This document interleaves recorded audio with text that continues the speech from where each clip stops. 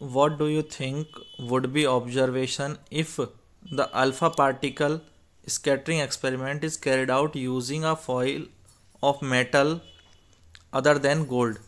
अगर हम alpha particle scattering experiment करते हैं और उसमें गोल्ड की फिल्म की बजाय मेटल की कोई फिल्म यूज़ करें तो क्या होगा?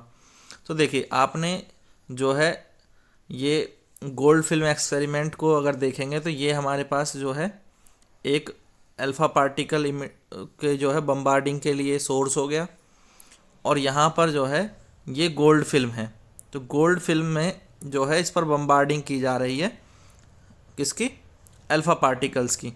और आप देखोगे कि ये जो अल्फ़ा पार्टिकल्स यहाँ आ रहे हैं तो कुछ तो सीधे आ जा रहे हैं, कुछ डिफ्लेक्ट हो जा रहे हैं इधर साइड में, कुछ सीधे आ रहे हैं, कुछ यहाँ चले जा रहे हैं, और कुछ अल्फ़ा पार्टिकल डिफ्लेक्ट होकर के इधर उधर जो है ऑब्ज़र्व हो रहे हैं, जहाँ जहाँ लाइट जल, कुछ वापस चले जाते हैं।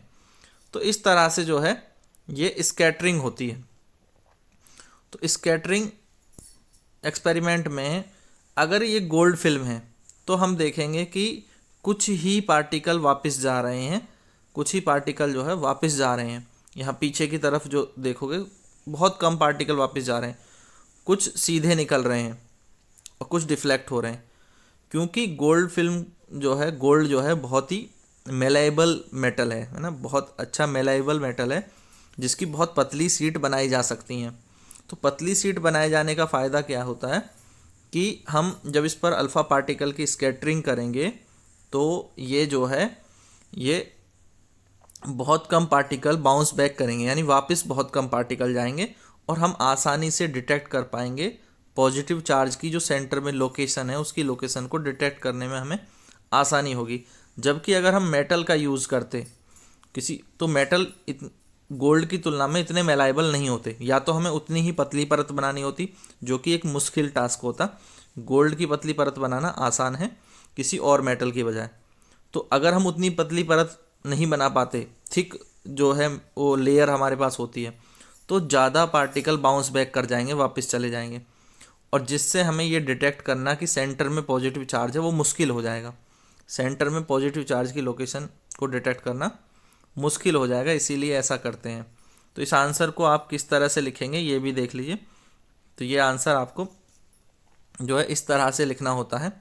मैं थोड़ा सा साइड में कर लेता हूँ कैमरा। हाँ, अब देखिए, तो if a particle scattering experiment is carried out using a foil of any metal as thin as gold film, अगर गोल्ड फिल्म के बराबर ही थिन कोई हमारे पास मेटल होगा तो use by Rutherford there would be no change in observation, तो कोई change नहीं आएगा। यानी उतनी ही पतली अगर हम परत बना लें तो जो हमें गोल्ड फिल्म के साथ रिजल्ट मिलेगा वही किसी और मेटल से मिलेगा। बट क्योंकि since other metal are not so malleable, जो बाकी जो मेटल होते हैं वो इतने मेलेबल नहीं होते, तो उनकी जो है इतनी थिन फिल्म नहीं बनेगी।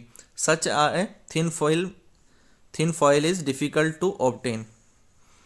तो if we use a thick foil, तो हमारे पास मोटी फॉइल होगी, थिक फॉइल होगी, तो क्या होगा?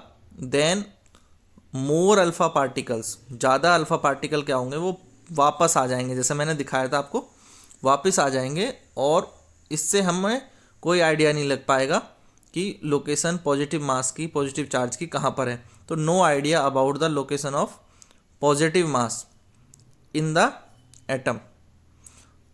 तो atom would be available with such certainty, तो हमें निश्चित रूप से नहीं पता चल पाएगा कि पॉजिटिव मास कहाँ पर है, उसमें प्रोटॉन कहाँ प्रेजेंट है, क्योंकि उसकी मोटाई बढ़ जाएगी, और बढ़ जाएगी तो हमारे लिए ये डिफ़िकल्ट हो जाएगा। क्लियर है? समझ में आ गया ये आंसर? समझ में आ गया तो कमेंट जरूर करके बताएं कि आपको समझ आया कि नहीं आया।